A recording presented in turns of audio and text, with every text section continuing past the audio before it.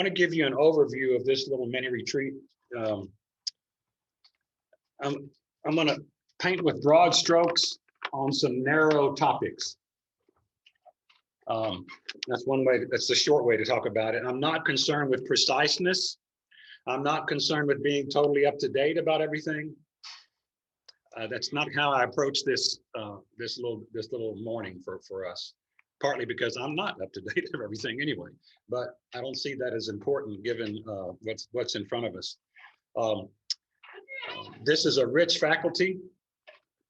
And Dr. Monique and Dr. Patrick, welcome again. And you are two of the reasons this is a rich faculty. I watched the video of you and Father Nesty, and I made a whole page of notes of how helpful I think you will be, not just in your own class, but perhaps to a couple of the other sessions. So I'm presuming this morning the marriage and family vision of the church. And I'd like us to look at the roots of the challenges, some of the roots of the challenges facing the domestic church. And I want us to explore one strategy, just as a way of thinking together through it, bringing our theology and our pastoral mission to bear on the domestic church. I'll be working from these sources, which is a lot of sources combined into, mainly they influence the family perspective. This one's a little later, raising self-reliant children, but it's the source of one of the charts that we're going to look at. So my role, when you use the word retreat, in corporate world, it's a getaway, and typically they do business, because most corporations don't go away and pray. Unless they're Catholic corporations, like Jason's Deli. When I worked for them, we went away, we at least said a prayer before we started every event, but we didn't really do a retreat in the traditional spiritual sense. So I'm glad we started with the Eucharist, and will be in a prayerful environment. But I see my role as raising up some highlights and inviting reflection and shared response. So I'm not planning to talk more than 30 minutes about what I want to share in these two movements that we have this morning. I want to make some time for you to jot some responses to a couple of stimulation questions I want to give you to work on, and I'll give you those when we get to those. In your little red binder, you'll see the schedule of the morning. It's got room in there. I would say use it as a parking lot. This is a high-powered group. This group's got a lot of experience, a lot of knowledge, a lot of credentials, and it's a broad scope of things, but centered around obviously family life in some way, or at least family life in this curriculum that we're working on. So I want to invite us to some possible ways to be a little more collaborative as a faculty. We won't leave with decisions and who's going to do this and who's going to do that. It's not that kind of morning. I've got a process that I would like us to accomplish that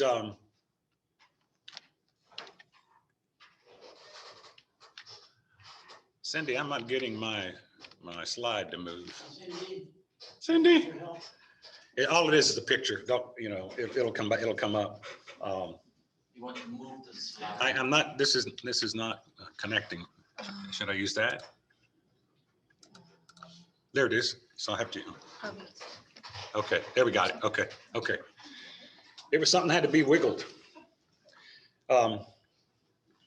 Given our time frame, and we're starting right on time. Given our time frame, I have a process I would like us to use to accomplish these two goals, which are in the headings of those of your outline. I will share some content. I'll ask you to write some responses on a worksheet, and then we will engage in a conversation in this little square, so to speak.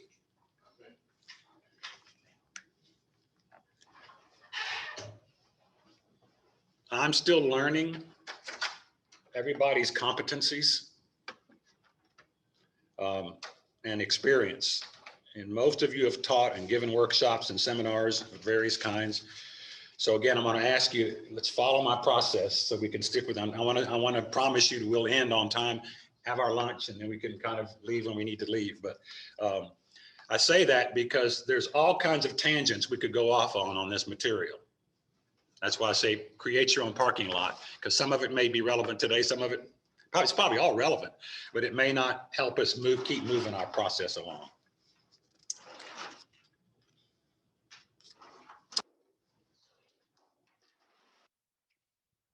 If you got, if you got the, oh, by the way, we will take a formal break. It's written in there. But if you need to get up and stand or need to go answer a long distance call from Mother Nature, just go do it. Okay, move in and out. But we will take a formal break just to kind of take a breather. So for many of you, you may have seen it. I sent out or Cindy sent out a suggestion that I wanted to start with two questions. One is that 4-page summary of the family perspective, partners in disciple making. Did anything grab you in that? Was anything useful in that kind of helps bring you to the day today? Yeah. What was yours? Because you said something to me about it. Many things. Perhaps a practical implication, right? That pretty much everything we do has an impact on family, one way or the other. We're forming a parent, the rest of the family is going to be affected. Or we're catechizing a child, the rest of the family will change. So everything we do has an impact on the family. Okay, so there's a reality of impact. Good. Okay. Anyone else? Yes, Elizabeth. Just on the last page of your summary, ministry must first of all deepen the bond between the church and the family. Okay. Yeah. Otherwise, it becomes arid, and the human family will grow irremediably distant from God's church. Yeah. Who said that? Pope Francis. Pope Francis. Yeah. And that's one of the things we're experiencing. Not that the family knows there's no bond, but the family, when it's waffling and wallowing and dissipating, it's because that bond is not as strong as it needs to be. Yeah. Just a question here. We're first collecting ideas and then discussing, or can we jump into the discussion? No, I just want to know what the article brought you right now. I think that it brought to me about the common mission or common goal between the church and the family.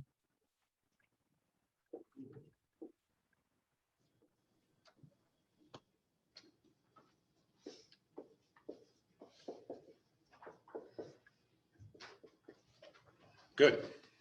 Okay. Anyone else? For me, just the overwhelming task that lies before us in integrating the tasks of the family. I mean, it's the whole good news. I mean, it's everything, right? You know, so just overwhelming. Okay. Challenge? Yeah. Okay. Yes, it is. Yes, it is. I've been at it almost 40 years, more or less. But second question that we sent out, hopefully if you saw the email, this is more of a fun question. If you were Pope Francis or the next Pope, and you were to issue some directive that you wanted put in place that would address this, not just talk about it, not just roll our hands, but something that might have an impact, what would you proclaim? What would you propose? Yes, Kathy. I tell you, we need to become much more personable. And I experienced that a lot during the funeral process. Never had a priest call us, never met with a priest. Everything was done from an email through the whole church. We had 5 different people, no one coordinating it. And it was all don'ts, and not a very loving approach. My dad was there 50 plus years. Wow. So yeah, we must become personable within our church. Anything else? What would you, if you were Pope and you were going to issue a directive, what would you suggest to the, not would you suggest, what would you command the church to do to address this? Mm-hmm. Commit resources to develop personnel to accompany families.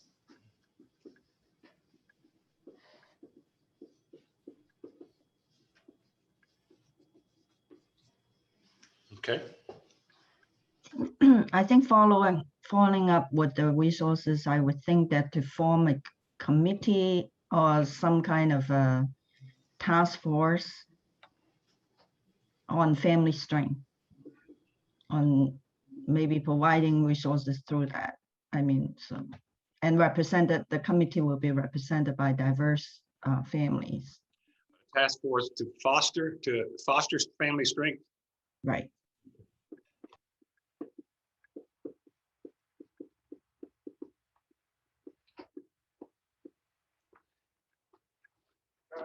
Yeah.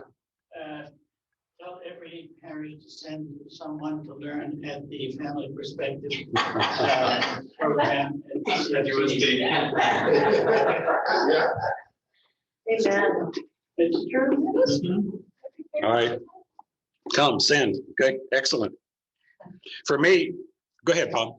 There's two words I think is really my experience working in parishes in dioceses. I find the lack of empowerment of the people working family life ministry to be able to implement a lot of things in parishes. I think that's what, just like what Kathy is talking about. I mean, it's the church that doesn't care about this movement, and there's no encouragement sometimes. Just like the couple for Christ, there's no of the marriage encounter. I think there's a real accompaniment, the intimate relationship between the minister of the church with these ministers working for family life. I think there's a lack of communication. That's one thing I experience.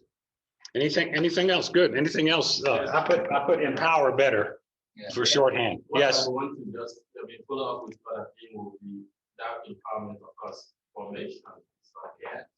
Yeah. And may I add something to that, Father Kingsley? Yes. Systematic formation. Exactly. Okay. Well, elaborating to that, I would say stop evangelizing individuals and start embracing families. I'm going to put shift evangelization. I'll be more dramatic. Okay. To families. Okay. Off of just off the individual. Yeah. That is a positive of COVID. Yes. As if they're, yes. Double positive. Yes, that's one of them. Yeah. There's a bit, there was and still a big opportunity there. For me, it would be to systematically create marriage preparation across the board. Amen. That's consistent. Amen. And infant baptism preparation. Yeah. Don't get me started, but infant baptism. We will see that in the second half today, why that's, if it's not already obvious. Yeah. Yeah. I wouldn't call it infant baptism. I would call it family renewal of faith. How about family initiation and renewal? Maybe we, yeah. Family initiation is a good word. I like that word. That's really good with the RCIA. But that's what families do, as this man, God rest his soul, Dennis Guernsey, and I will talk about him a little later. He says families make or break disciples. So therefore they either initiate or they don't, or they do it very poorly. So there's an opportunity, again, there's an opportunity there. Anyone else? Okay, now I did this for a purpose, which I will talk about at the end of the workshop, but it's also good to kind of see some of our inclinations, because some of what we will be looking at, we may be able to make connections with this. Okay. Some of you have seen this, and I use it because it's still, I wish I could spend more time on it, dissecting it, like diagramming a sentence, but I believe because of the sociological shifts that we're going to look at that are in this document already, Pope John Paul, echoing the concerns raised by the council, gave the bishops this directive at the first Synod on the Family in 1980.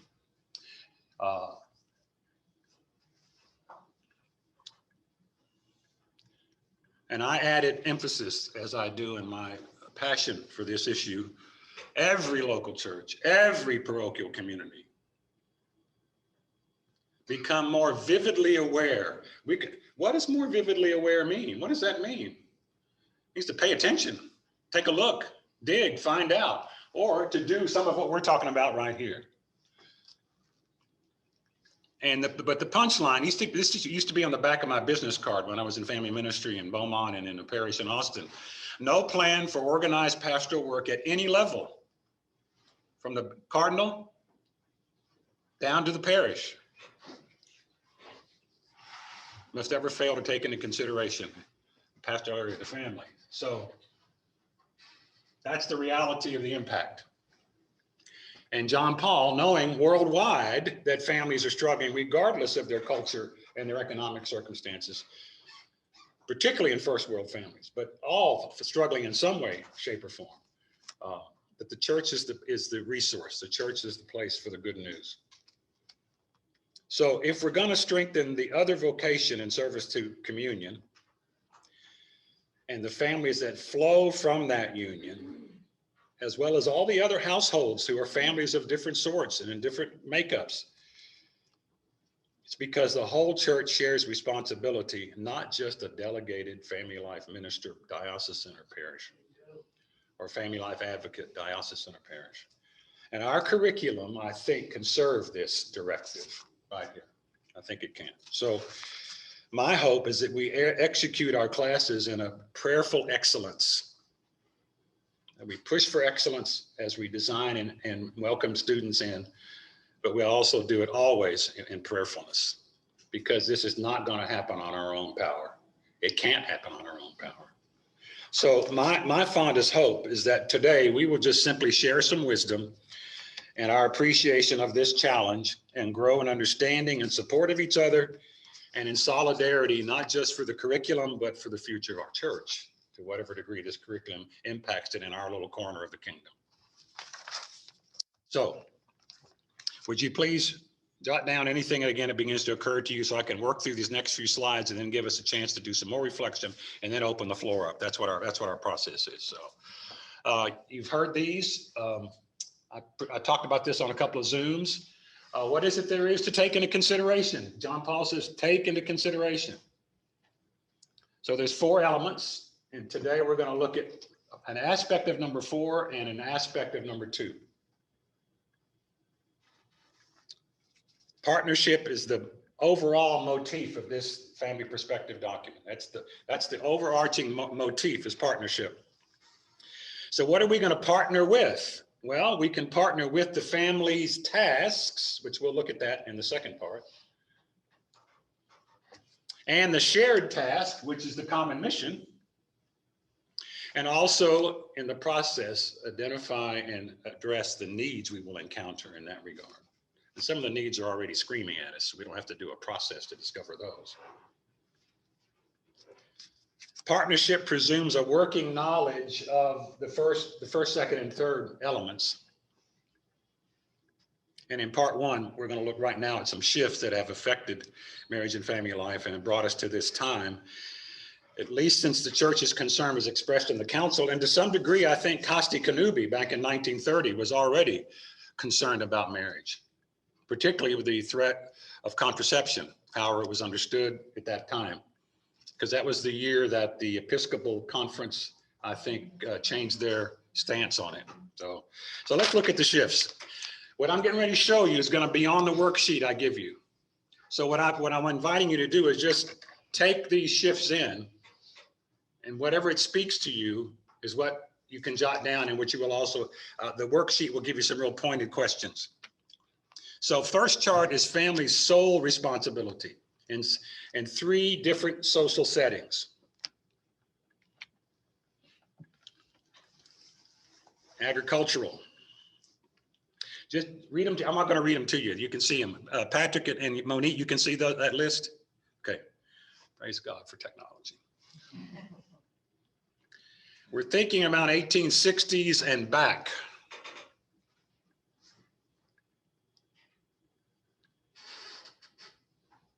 Admittedly, this document is geared toward the American church. That's one of its limitations when we think of the worldwide church, but we can only deal with our church anyway, but that's one of the things to keep in mind.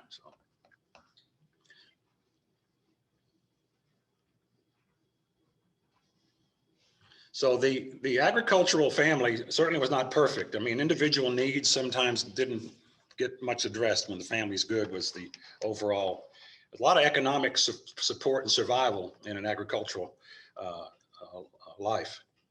Abuse, often abuse, of course we have abuse today, but the identity of a child was so much shaped by these things. That's why the universal law of the church today, and canonists remind me if I'm wrong, is 16 and 14, the minimum age of marriage in church law. Well, we wouldn't witness the marriage of a 16-year-old and 14-year-old today. But one of the reasons is by the time you were 16 in an agricultural world, you were old enough to run the family business. You weren't going off to Harvard. You know, you weren't going off to school. You were going to probably die in that same profession, so to speak. So today it's certainly a lot different. So shifting to the industrial revolution has happened, and you will notice that 4 or 5 things dropped off.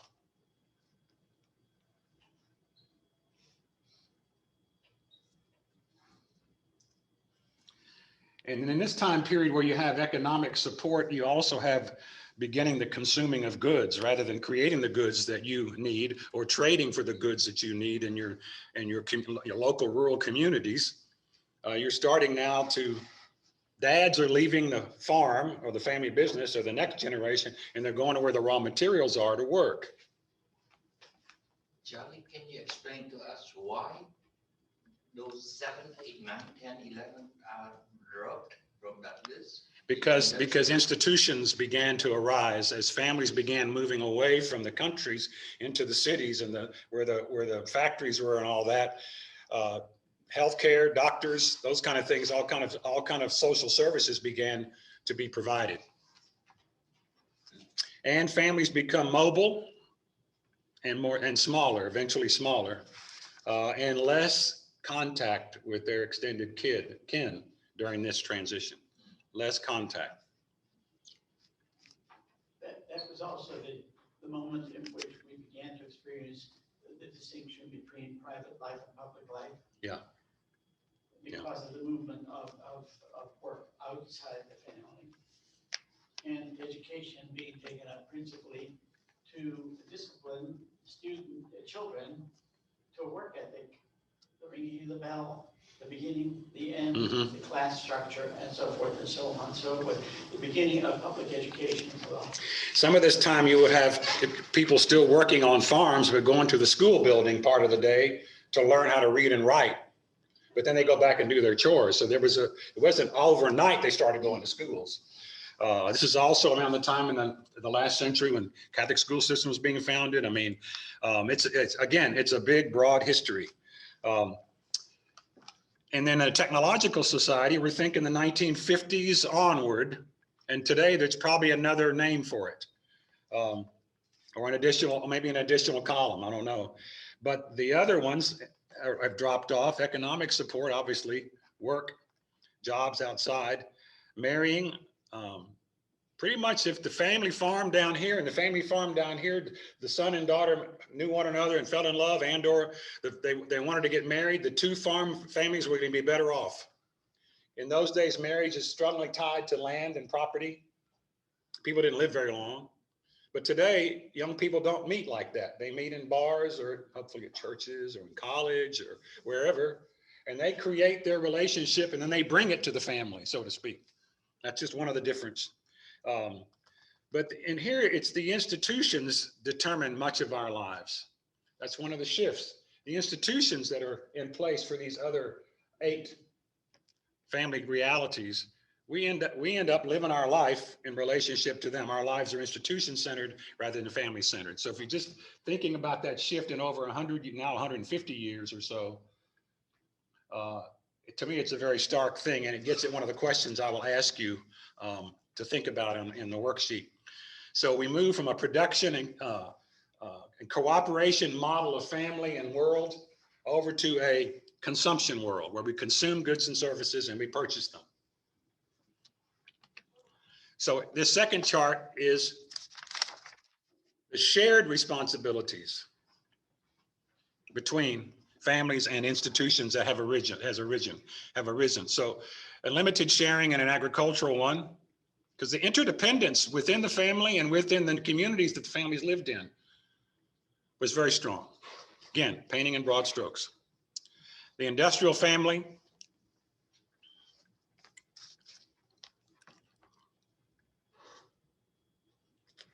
talking about schools, that's where socialization has happened, and today is happening more and more, beyond the family's capacity to even stop it in many cases. Religion. Well, we've got the Baltimore Catechism. What was the year the Baltimore Catechism came out, the first version? 1890, I guess. Yeah. But by the way, the printing press made some of this possible. So until people could have resources to read, learn how to read, that's how you taught. That's how you passed on information to kids. You taught them how to read. You send them to school to learn, and then of course religion would be one of the things that parents didn't have a catechism unless somebody gave them one. But we now had religious communities opening Catholic schools, at least in the Catholic ghettos. We had that. Again, moving quickly through this low fly, and now in a technological world and beyond. These are things that institutions do that families have to interact with.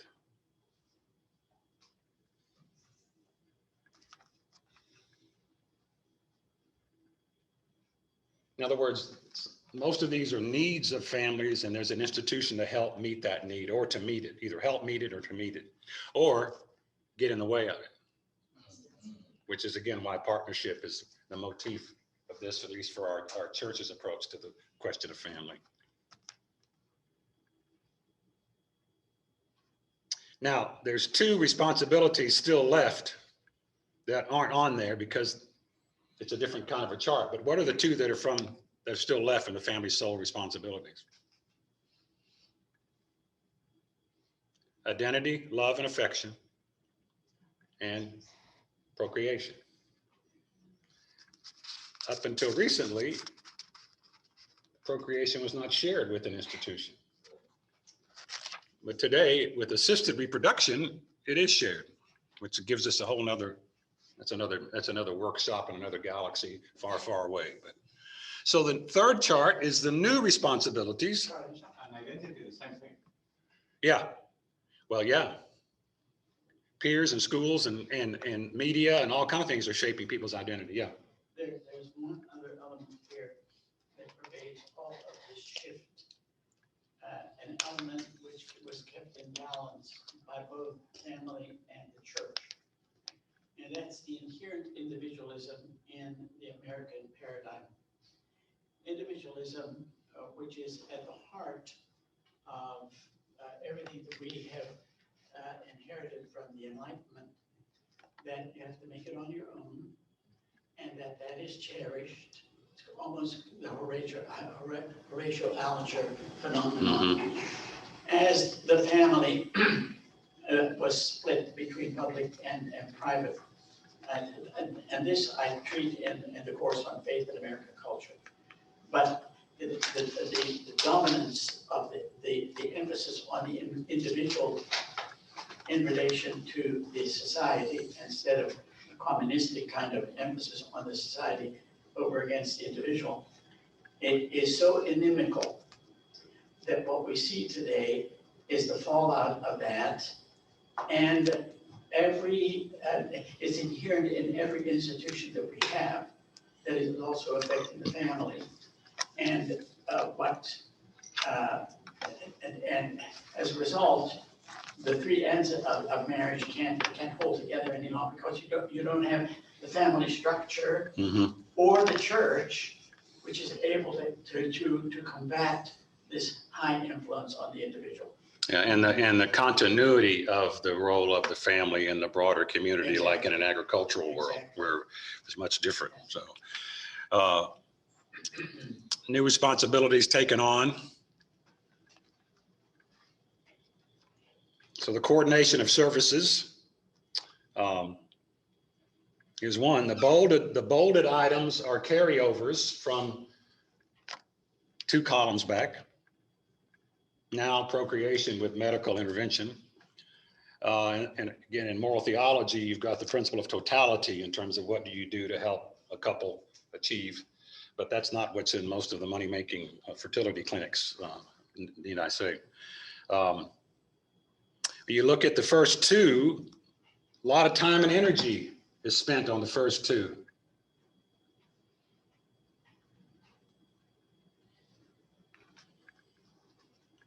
Got to look up a Google review, you know, to see if something's appropriate or satisfactory. And even then, we're not sure we can trust the Google review. The reliance on goods and services, a lot of childcare, a lot more childcare than just school today, a lot more childcare. So there's a separation of children's upbringing, particularly in their young years, from their household. And the greater need for protective care of surviving members because people live longer. Spouses live, couples live longer. Perhaps it's harder to stay married longer. There's a reason for that. But elder care, we now have daycare for elderly. If we don't have them in a home or in an institution of some sort, we have elder care. So what time and energy is left? What kind of time and energy are left when you look at what this column represents from the allegedly peaceful and wonderful world of an agricultural life, of the Waltons and those kind of things? You know, that's what we have. So, yeah. Could I make a suggestion that under that number 3, you add the phrase, the separation of sex from love? Well, that's a separate category, but I guess you could put even under technological the separation of morality from the context of church and family even. But Or the responsibility for the other, right? yeah. So these are the things I'd like you to put in your notes, please. Okay. Thank you. I'll throw out the- Because what we're gonna find out is a lot of us are thinking the same things about some of the impact of some of these shifts. Just for clarification. Yeah. Use number 3, great expectations. The word greater there. Yeah. What you mean by that? Well, the way my dad said it to me, and he wasn't raised on a farm, but he had 10 children, so he might as well have been. Your mother and I didn't have time to sit around and ask each other if we were happy or not. So in other words, it's not that my parents lived 50 years together, so they were happily married. But there's one terminology you find in almost every engaged couple today. They have found their what? Soulmate. Oh, Their soulmate. Someone, and there's an old love song that's probably 60 years old. Ah, sweet mystery of life, at long last I found you. There's a great expectation that this person I fell in love with and I'm hopefully going to marry and live with is going to heal me, and love me in a way I've never been loved before, the way I yearn to be loved. Greater expectation that these things will be satisfying relationships. And if you notice how serial the lust relationships in Hollywood are, you know they're missing the target. I remember when Tom Cruise jumped up and down on Oprah Winfrey's couch when he had fallen in love with Katie Holmes. That marriage ended. It was seed planted on rocky ground, so to speak. That's a bad poor choice of words, but anyway, yes. I was thinking the same thing. So you mean unrealistically Yeah, high yeah, yeah. expectations? Yeah. Well, I'm just quoting what the document listed. So That's why does that make sense? Yeah, Okay. Marriage encounter woman, we all talk about unrealistic expectations. Yeah, right. And I think maybe the word greater there, it just seems to be It's a little positive, confusing. so it's confusing. Yeah. So these last few charts, there's one more chart, then I'm gonna put you to work, are cited by Tamara Haravan, who did a lot of the history of the family that was put into this draft. 40 more years, 30 more years have passed, so I don't know what that would look like. I don't know who's done that work, but let me ask you a question. Do these shifts help explain the stress we're under, so to speak, and the concern we have? Then this one will put the icing on the cake. Patrick, Monique, are we okay? Okay, last slide. These are major major shifts or transitions in life cycle and lifestyle. So this is the characteristics. I'm going to give you 2 columns of time frames, and you're going to have this in your worksheet. So you've got 14. There probably always 3 or 4 more. I just couldn't get them on the page. I was lucky to get the darn thing to margin to align right. So these are some major transitions, basically around or pre the Industrial Revolution back up until the technological revolution and beyond. So from around 1880 back, there's your poorly aligned criteria.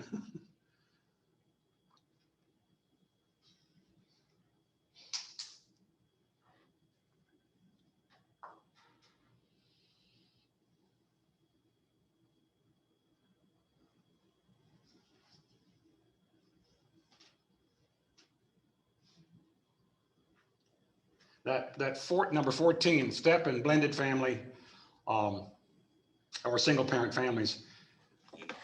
First of all, people didn't live all that long. Some people did, but so marriages weren't always that long.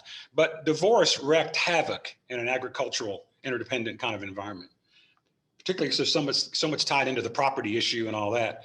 But it just created havoc, and so the divorce was low in an agricultural world. It began to rise when the Industrial Revolution began and people began to move into the cities, and the next generation of families were becoming nuclear rather than extended, which is what the other shift will tell you. So you've got, if you look at the urban-rural shift, within about 100 years, the population of America shifted from a rural world to an urban world. And it may even be 2080 now. I don't know what it is. Patrick and Monique may have more accurate data on that, at least in here. It's 1090. It's 1090? Okay, yeah. Because this particular book, Raising Self-Reliant Children, this is where this chart comes from.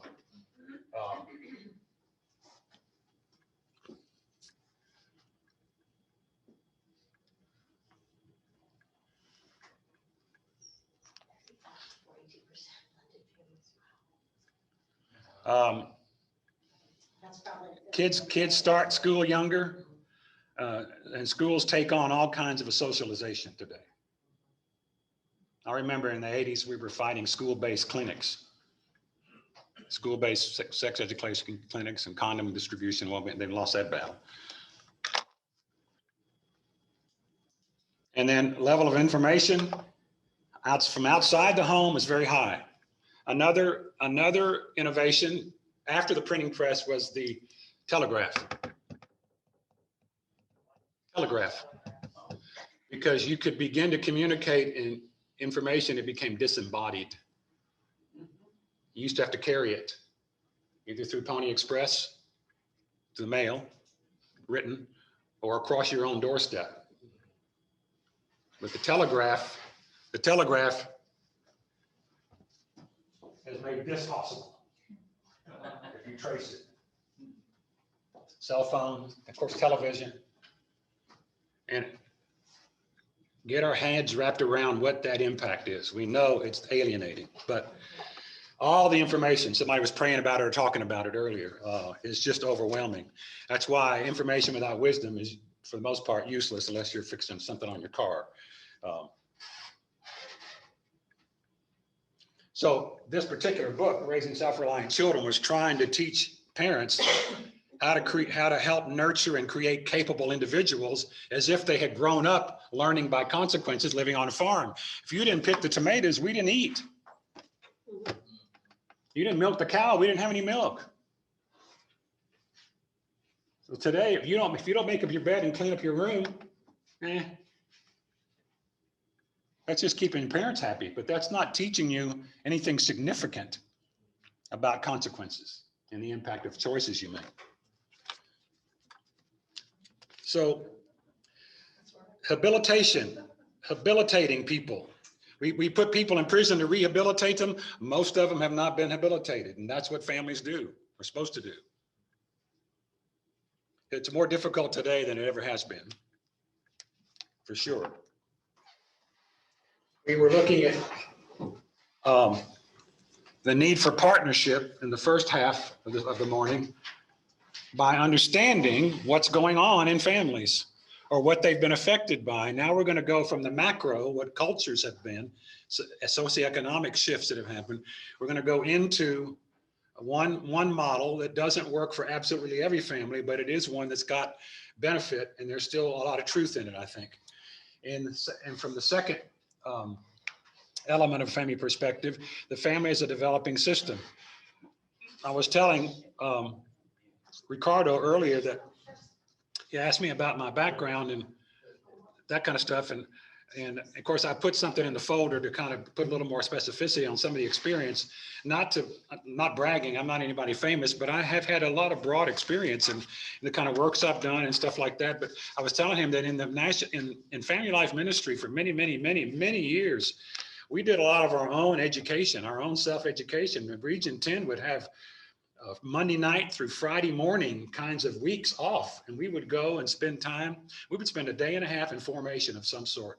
We would pay to have somebody come in and workshop us on something. Once it was Jacques Weber to workshop us on how to adult formation, adult faith, how to process stuff in a group, in a large group, how to understand how people learn. Now I was working on a master's in that, but to see him do it pastorally was just wonderful. So I got a lot of formation in it, and family as a developing system was one of them. We looked at family systems thinking from the Murray Bowen School primarily, as translated by the late Rabbi Edmund Friedman. And so we could tee off on any of these today, but I want to use the life cycle because it is a developmental path in which you encounter whether families have strengths or not and how to help them have strengths, where you encounter their emotional health, their family culture, where you encounter the possibility of thinking, you know, one of you is wearing a backpack right now and it's your family of origin, you know, and it's getting in the way. And why don't you take a look at what your family of origin is in your backpack, because you keep seeing, you don't want to be like, you have that commercial Progressive Insurance, they talk about, they're trying to debrief people that want to become their parents. It's funny. It's a very funny commercial. But we bring that stuff. We learned it before we knew we were learning it. And then family and change, how families manage change. And they've been through a lot and they're still going through a lot. So I want to focus on the life cycle, because all those other four, in my opinion, can be routed through and addressed within the possibility of the life cycle as having one possible, as I would like to say, template to look at ministry and partnership to and with families. Normally when I do this, I do 45 minutes on it. So I'm going to run through it. I'm going to give you a copy of the complete chart. I'm not going to cover all that. I don't need to. Some of you know the life cycle or know of it. Some of you have seen it. But again, I want to put it as a framework for us to do some reflection and some cross sharing. I use it with engaged couples. I've used it with convalidating couples. And I use it with parents. And I first printed it up and published it in this infant baptism program. What do you ask of God's church? Which has the punchline at the bottom. And what does God's church ask of you? Because of the two-way arrow. So the life cycle, every time I've taught it or seen other people teach it, it always gets the parents or the couple's attention, because it's framing for them something they're living, but no one ever helped them understand how it aligns and why it's so important to be working on it. And it's not even a complete list of the things that families need to be paying attention to. So buckle your seatbelts. I'm going to go through this as if I'm workshopping you in marriage preparation or baptism preparation. Then I'm going to give you some time to respond to it as a pastoral strategy opportunity. Okay? Everybody got it? Everybody still at the right meeting? Okay. Patrick and Monique disappeared. Okay. Here's another punchline quote. The first quote that was on my business card is, "No plan for organized pastoral work must ever fail to take consideration the family." A few paragraphs before that, St. John Paul wrote this, and I abbreviated it. And there's that word, not progressive. That's another word for developmental. Accompany. The very thing you're frustrated about what the church doesn't do, all of us are frustrated about. How do you accompany anybody who wants to become? Thomas Aquinas, you want to convert someone, hold their hand and walk with them. Grab their hand and walk with them. Accompaniment been in the tradition ever since the apostles. So what John Paul is saying to me is, don't just get them married. We don't do a great job of that, in my opinion, except for St. Michael's and a few other places. You don't have to say that. But no, my daughter's. We all struggle. We all No, my struggle. daughter's best friend and her husband went through it and they loved it. So when a young adult couple tells me they like marriage preparation somewhere, I know, and they're good kids already. But in other words, don't just get them married. So part one this morning, we were trying to substantiate why this quote is necessary. Okay. So here are the 6 chapter headings of the life cycle. And I teach them to couples as chapters, not columns. Because if a couple gets started in this path, they're writing their own story. Now, there's some problems with this life cycle, which I may talk about later. Not major, but for right now, it'll help serve, at least to serve our conversation. So what I want to do is highlight just some key aspects of it, look at the first 3 columns, and then stop. Because by then, if you haven't seen it before, you'll get the hang of why it's an important, for me, valuable model, if nothing else, to teach families and parents, particularly parents and couples. Each chapter has an overarching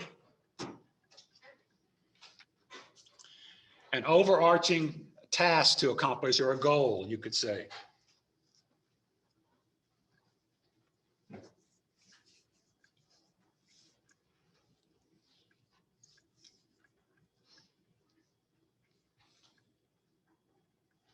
Patrick and Monique, can you see it adequately? Okay.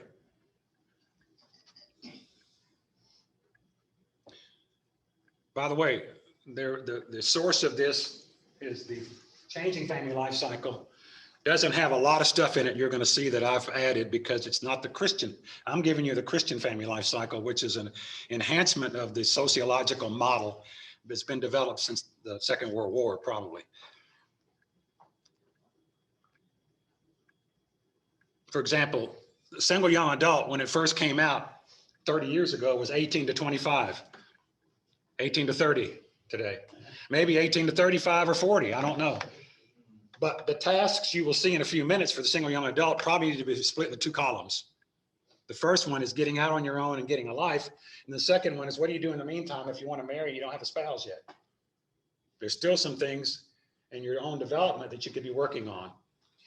The life cycle has been updated in 2016. Winnie ordered a copy of it, the PDF version of it. I've got it at home. I haven't had a chance to look at it.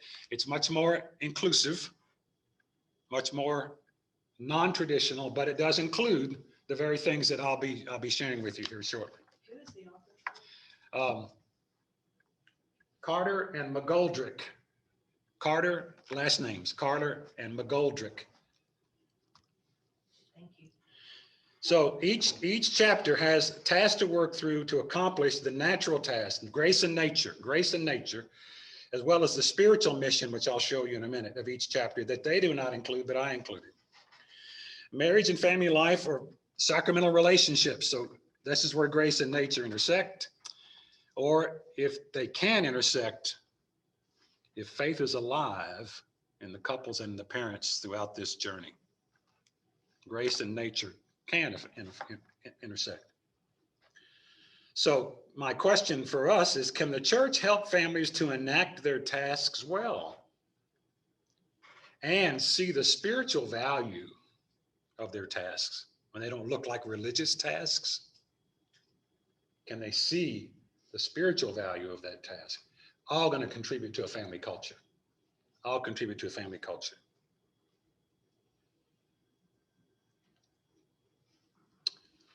Okay, I just I finished an at-home study for infant baptism at St. Simon and Jude before I retired from there. And I added this spiritual thing because I realized parents, they're going to get the 4 tasks of the family, but then I realized that every one of these stages, besides the natural task here, that everybody has if they go through this cycle, whether they're Christian or not, or whatever else, that there's a deeper opportunity here to evangelize. And then the sponsor program at St. Teresa's in Austin, I finished the project there and I added it to the life cycle there, which I did not have before. So you're getting the new improved industrial strength version this morning. So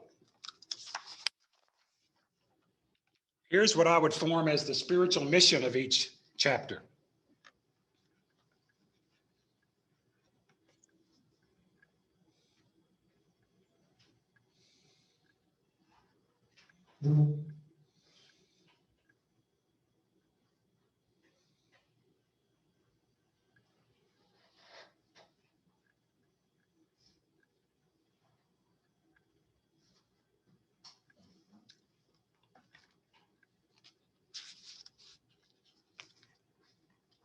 To say it another way, for me, these are portals of evangelization and catechesis and the spirituality of the domestic church, even single parent domestic churches, particularly if they're raising children.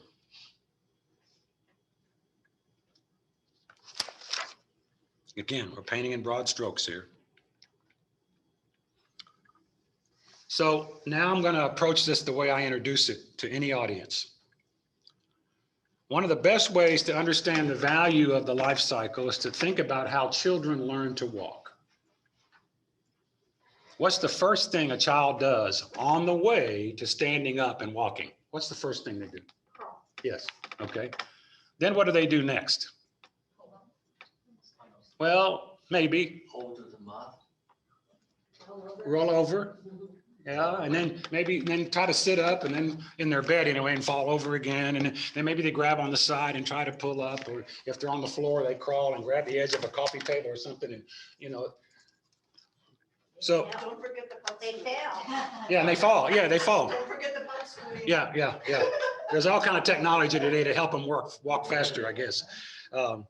So a child is born with the capacity, but not the ability, right? The capacity to walk, but not the ability. So they've got to progress from one phase to the next. So they need muscle development, motor skills, balance, and depth perception, even though the blind can learn to walk, but it helps to have depth perception, particularly in this room. If a child comes to the edge of this thing here, they will stand and go, well, wait a minute, how do I step off of this or not? They'll do that with a rug, a thick rug next to a hardwood floor. What's the depth? So that they're learning to work in their environment. So, but if a child only masters 3 of those 4, will they be able to walk? No. Will they be able to get around? Yeah, but they're going to stumble a lot. Have a few bruises, a few aches and pains. Until when? Till they manage all what it requires to learn, all that's required to learn to walk. Yes or yes, as Matthew Kelly would say. Okay, maybe there's some exception to that. So the implications for this model is every phase depends on the one before it. Every phase depends on the one before it. If it's going to be successful raising adolescents, that's going to depend on how the first 3 phases went. Barring therapy, counseling, and regenerating your marriage and your family because of crises. But ideally, you do the steps well. So for people who are dating or engaged, this is the time to learn how to stand up together and walk side by side into the sacrament of marriage. I think this has to do with valid consent. I think this phase, including family of origin influences, this phase of a young adult's life heading toward marriage is very important for valid consent. When we look at the grounds for annulments, my recollection is, I haven't looked at them in a while, they came in 2 or 3 categories: inability to fulfill the essential obligations, marriage, lack of due discretion, gross psychological immaturity, So those things are, how have you been shaped so that when you come to a commitment, you can make it. Not only make it, you understand it and can make it. There's your critical thinking. So let's take a look at what the young adults' challenges are. Whoops, I forgot about this one. Here's a detour. How many of you have known somebody who was married 20, 30, 40 years and got a divorce when their nest was empty? Yeah, why would anybody do that? Now, this is oversimplified, but why would anybody do that? Well, no, affairs and, you know, I mean, there can be some disruptions and ruptures and hurts. But my opinion is that if they don't learn to stand up and walk together when they get in and continue to do that throughout the entire time, they can raise their children even, or mom will raise the children. And then once the kids are gone, they are strangers. Married singles, isn't that what you? Yeah, married singles that way, yeah. Lifestyle. Yeah, that's what, and this culture that we live in since the 1950s has made that more and more possible. So, so therefore, when I'm looking at an engaged couple, I say, do you want to be down here at the empty nest? Is that, because most of them know somebody. In fact, half of them probably come from a divorced home like that. Maybe a third of them. Or they've seen it in their family. So divorce is brutal on children, especially young children. So we wouldn't wish that.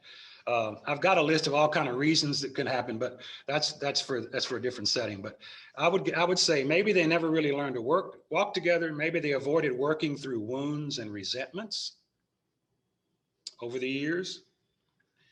And because each chapter builds upon the next, they likely carried unresolved issues into the next one and lost the loving commitment of their wedding day. Even though that loving commitment might still been full of infatuation, that's nature's trick to get them to fall in love and to get on this journey. So here's a handful of tasks that a young adult needs to work on. There's no surprise in any of this. I added to it vocation paths and parents let go. Helicopter, you know what a helicopter parent is? It's usually with people with kids in school, but they're helicopter parents in the shadows sometimes of wedding preparations.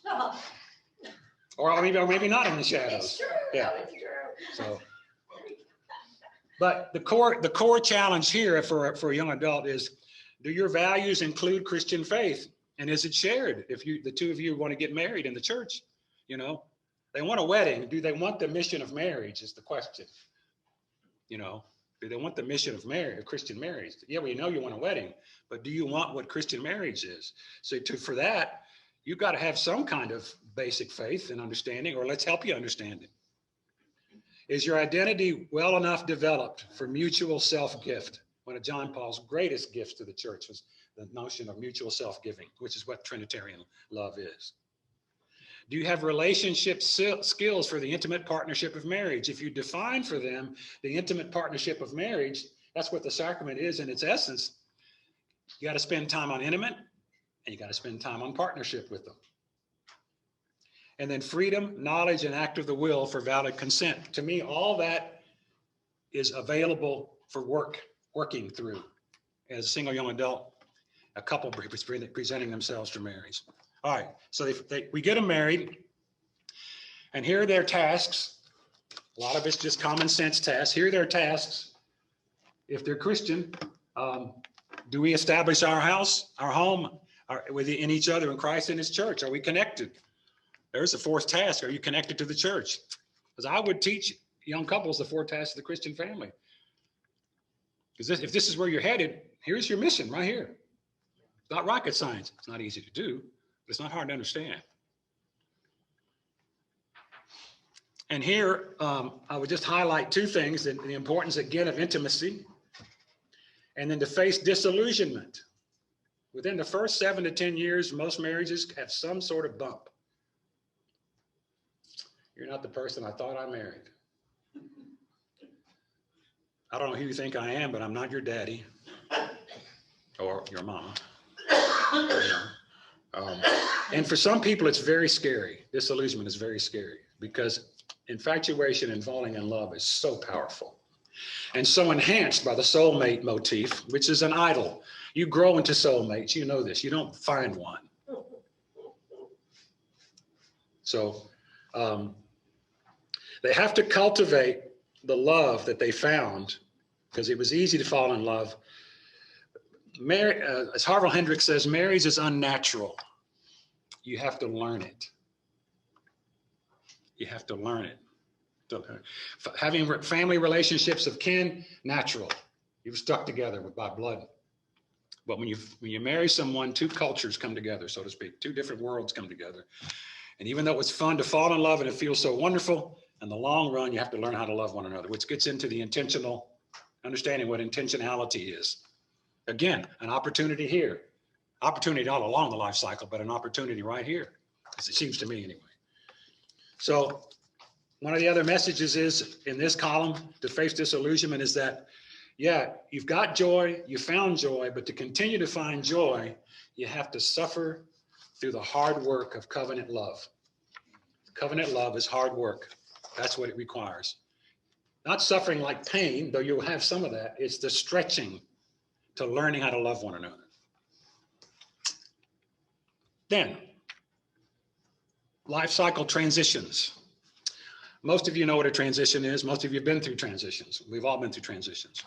We've been a society in a transition from pre-COVID to COVID and whatever post-COVID is going to look like, and nobody has the wisdom to know all that. But from the back to the micro level, birth or adoption is a big transition period, is it not? Anybody's ever birthed a baby or adopted a baby?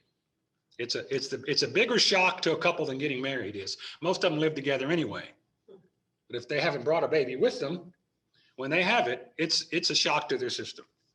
So the thing about transitions is they're not the only ones in a transition. So an engaged couple, the parents and the families are feeling the shift in the family structure a little bit. Particularly if it's the first grandchild, if it's the first birth. But it's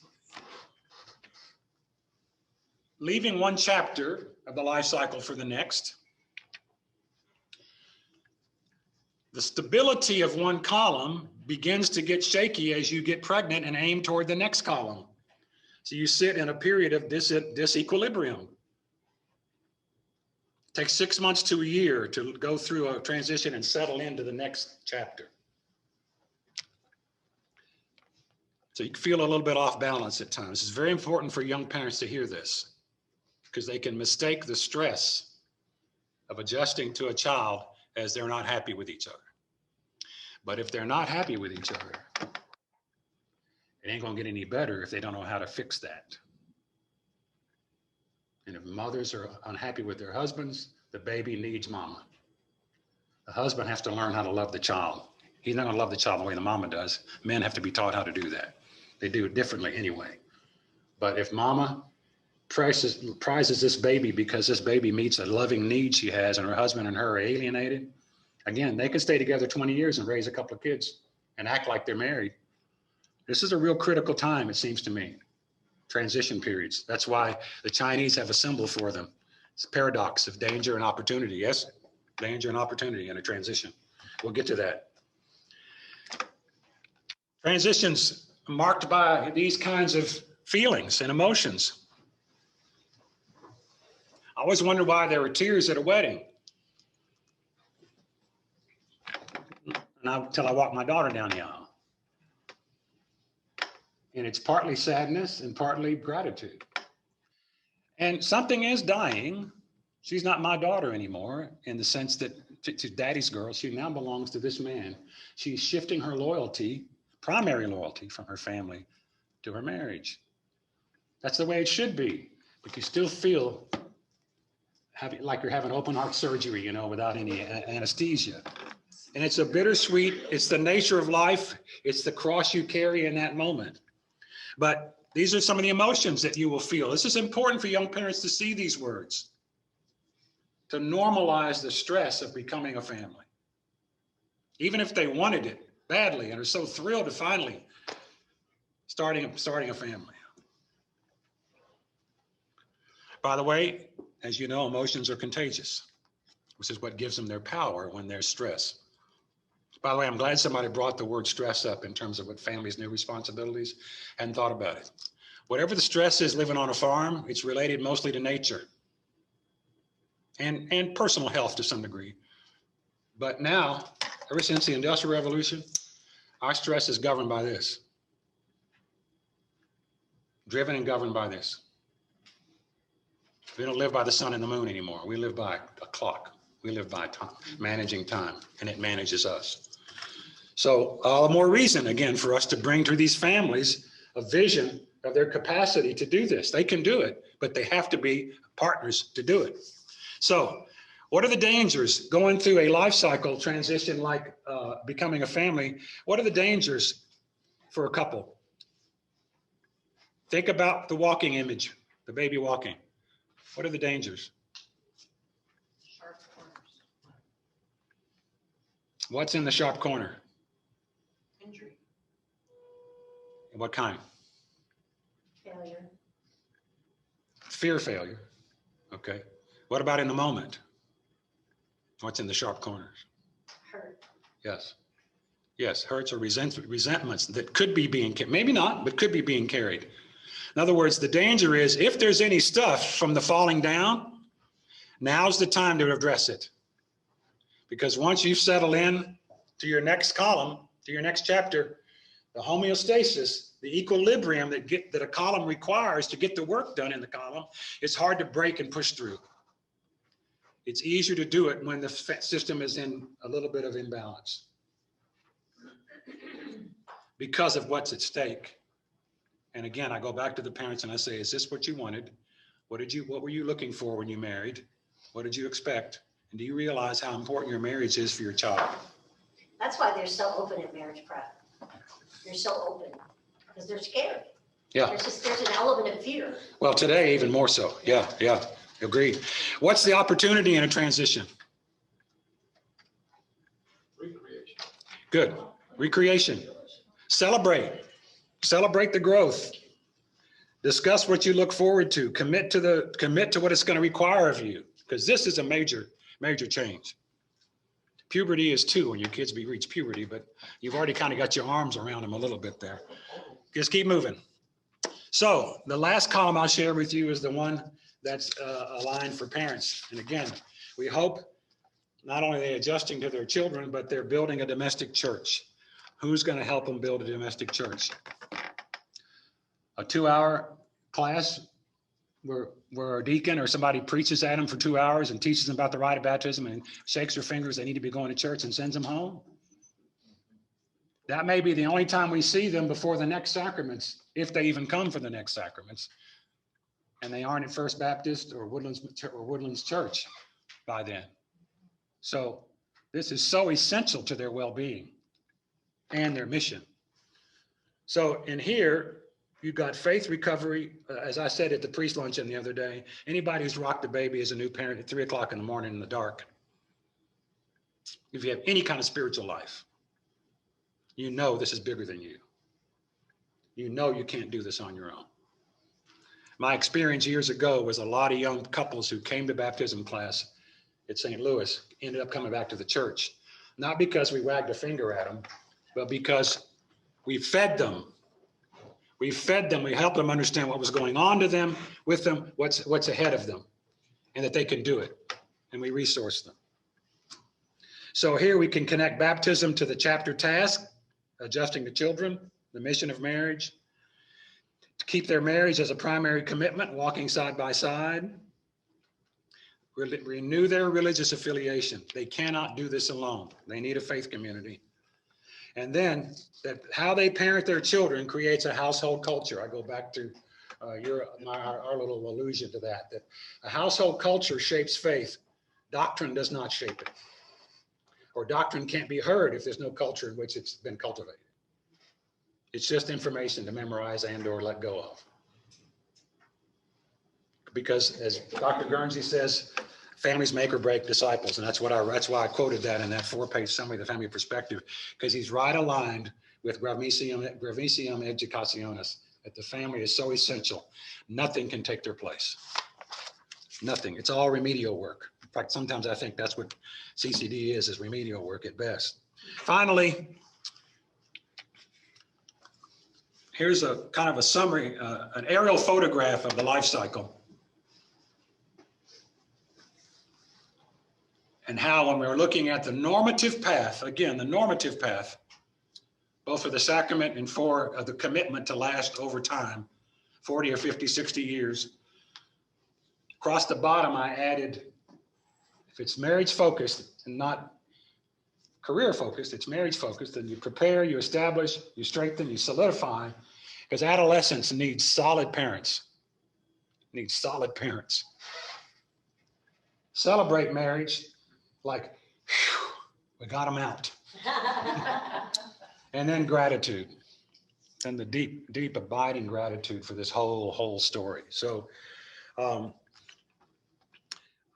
would like this to serve as our discussion tool.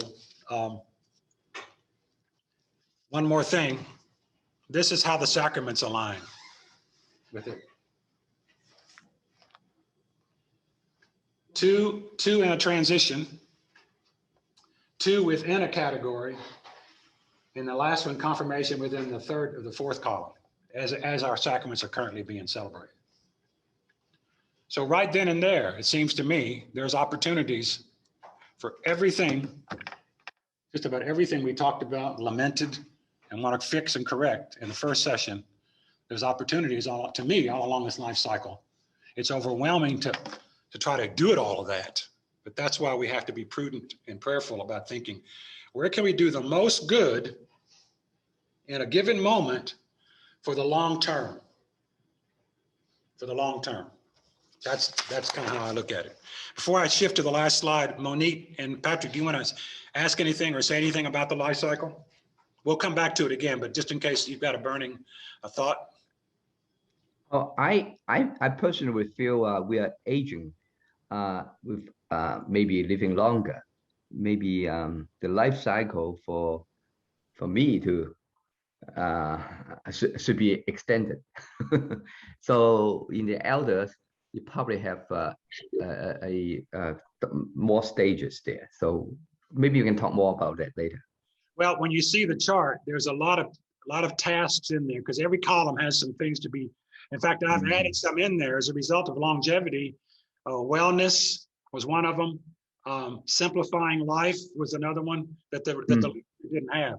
So any way we could improve this when we use it in pastoral settings with people, because yes, the later life stage is longer. I'm 71 last Saturday, and my dad lived to be 91. I got no idea what this is going to look like.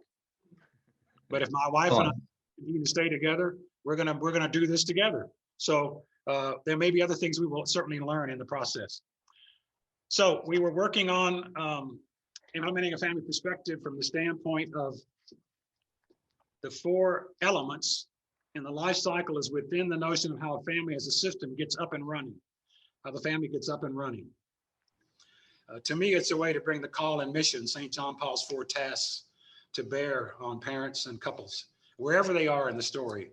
There's always that opportunity to remind them, because the 4 tasks, 2 of them are internal and 2 of them are external focused. Okay, I think it's enough for me. These are a few words from the first letter of Peter. I think it's appropriate given the societal and ecclesial situations that we find ourselves in. Blessed be the God and Father of our Lord Jesus Christ, who in his great mercy gave us a new birth to a living hope through the resurrection of Jesus from the dead, to an inheritance that is imperishable, undefiled, and unfading, kept in heaven. In this you rejoice, although now for a little while you may have to suffer through some various trials, so that the genuineness of your faith, more precious than gold that is perishable, even though tested by fire, may prove to be praise, glory, and honor at the revelation of Jesus Christ.